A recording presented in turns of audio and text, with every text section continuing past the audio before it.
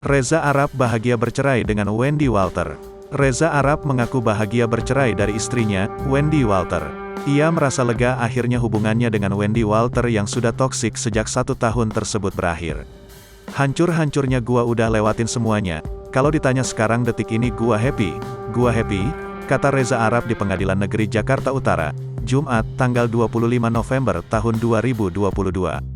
Menurutnya, keputusan cerai dirinya dari Wendy Walter adalah yang terbaik saat ini. Gua happy karena ini toh ujungnya, jadi udah bukan ngawang-ngawang lagi. Gimana ya bakal gimana ya, tapi akhirnya gua tahu ini ujungnya dan ini yang terbaik di kehidupan gua, lanjutnya.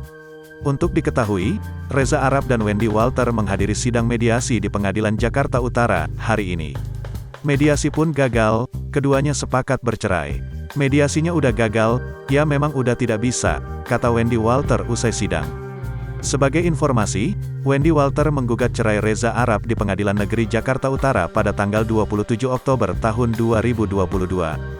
Adapun Wendy menggugat cerai Reza Arab setelah isu perselingkuhan mencuat ke publik. Perselingkuhan itu diduga dilakukan oleh Reza Arab. Wendy sempat mengungkapkan bahwa dirinya sudah mantap berpisah.